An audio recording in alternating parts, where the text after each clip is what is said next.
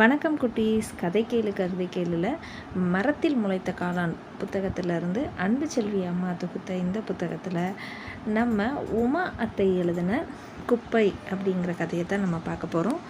இந்த கதையை உங்களுக்கு சொல்ல வந்திருக்கிறது நான் உங்கள் லக்ஷ்மி அத்தை.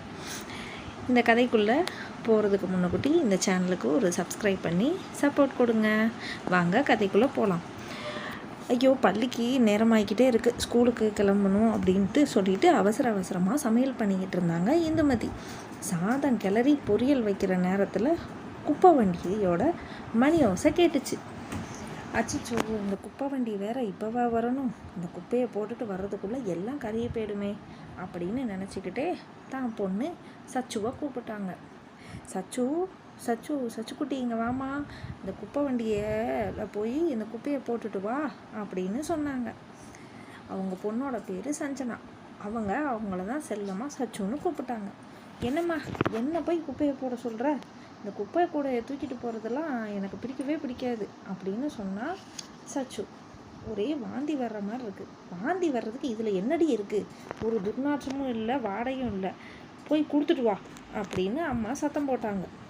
நீ என்ன சொன்னாலும் சரி, நான் இந்த குப்பை கூடையில் போய் இந்த குப்பையிலலாம் போய் கொடுத்துட்டுலாம் வரமாட்டேன் அப்படின்னு சொன்னால் சச்சு. சரி அடுப்பில் பொரியல் வச்சு இதையாவது பார்த்துக்கோ, நான் போய் குப்பையை போட்டுட்டு வரேன் அப்படின்னு குப்பையை எடுத்துக்கிட்டு போனாங்க இந்துமதி.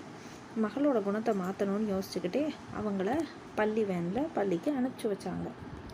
பள்ளிக்கூடம் போயிட்டு வந்தோடனே கண்டிப்பாக இதை பற்றி நம்ம சச்சுக்கிட்ட பேசி புரிய வைக்கணும் அப்படின்னு நினச்சாங்க.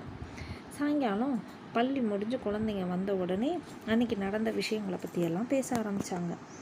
நீ எல்லா வேலையும் நீ சொன்னால் செய்கிற, நான் குப்பை கூடையை தொட்டுறதுக்கு மட்டும் ஏன் இவ்வளோ சங்கடப்படுற? நான் குப்பையை சரியாக குப்பை தொட்டியில் தான் போடுற, அதை கொண்டு போய் கொடுக்கறதுக்கு குப்பை வண்டியில் போடுறதுக்கு உனக்கு எவ்வளோ சங்கடம் அப்படின்னு கேட்டாங்க அம்மா. அம்மா குப்பை வண்டி பக்கத்தில் போனாலே ஒரு மாதிரி கெட்ட வாடையாக அடிக்குதும்மா. அதிலிருந்து எனக்கு அதை பார்த்தாலே ரொம்ப அருவருப்பாக இருக்கும். அதனால தான்மா நான் குப்பை போட மாட்டேன்னு சொல்கிறேன் அப்படின்னு சொன்னால் சஞ்சனா. நீ சொல்கிறது சரிதான், நம்ம வீட்டு குப்பையாக இருந்தாலும் நம்ம வீட்டில் வச்சுக்கிட்டு இருக்க முடியாதுல்ல, வெளியில் கொண்டு போய் போட்டு தானே ஆகணும். அப்போனா தானே நம்ம சுற்றி உள்ள இடங்களும் நம்ம வீடும் சுத்தமாக இருக்கும். நீ நம்ம வீட்டில் உள்ள ஒரு குப்பையை தொடுறதுக்கு இவ்வளோ கஷ்டப்படுற, அவங்க வீடாக போய் எல்லா குப்பையும் எடுத்துகிட்டு வராங்க. அப்போ கெட்ட வாடை வரதான் செய்யும். அவங்க எல்லாத்தையும் சகிச்சுக்கிட்டு மழை வெயிலுன்னு கூட பார்க்காம ஒரு நாள் கூட அவங்க லீவ் எடுக்கிறாம அவங்க வேலையை செய்கிறாங்க இல்லையா? அவங்களுக்கு எவ்வளோ கஷ்டம் இருக்கும். அதை என்னைக்காவது நீ யோசித்து பார்த்துருக்கியா? அவ்வளோ கஷ்டத்தையும் தாண்டி அவங்க குடும்பத்தையும் அவங்க குழந்தைங்களையும் காப்பாற்றுறதுக்காக அவங்க இந்த வேலையை செய்கிறாங்க. ஆனால் அவங்க செய்கிற வேலைக்கு கூட அவங்களுக்கு சரியாக சம்பளம் கிடைக்குமான்னு தெரியல. அப்படி இருந்தும் இந்த வேலையை பண்ணுறாங்க. அவங்களுக்கு நீ ஒரு வேளை நம்ம ஒரு நாள் அவங்க நம்ம குப்பையை எடுக்காமல் போயிட்டாங்க அப்படின்னா நம்ம வீடே என்ன ஆகும்னு யோசிச்சுப்பாரு. வீடு முழுக்க துர்நாற்றம் அடிக்கும். நம்மளுக்கு ஒரு நாள் அந்த குப்பையை வீட்டில் வச்சுருக்கிறதுக்கே அவ்வளோ கஷ்டமாக இருக்குன்னா அப்போ தூய்மை பணியாளர்களோட வேலையை நீ நினச்சிப்பாரு. இனிமேலாவது இது மாதிரி செய்யாதன்னு அம்மா சஞ்சனாவுக்கு சொன்னாங்க. உடனே சஞ்சனா யோசிக்க ஆரம்பித்தா. மறுநாள் குப்பை வண்டியோட மணி ஓசை கேட்டோடனே எல்லாருக்கும் முன்னாடி அவளே தான் கையால் குப்பையை எடுத்துக்கிட்டு குப்பை வண்டியில் போய் கொட்டினான். அவங்க தூய்மை பணியாளர்களுக்கும் நன்றி சொன்னான். அவளோட இந்த மாற்றத்தை பார்த்து அவங்க அம்மா ரொம்பவே சந்தோஷப்பட்டாங்க.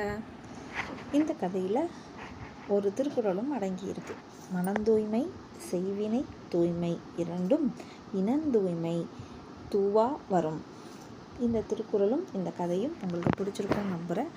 அடுத்த கதையில் மறுபடியும் உங்களை சந்திக்கிறேன். நன்றி, வணக்கம்.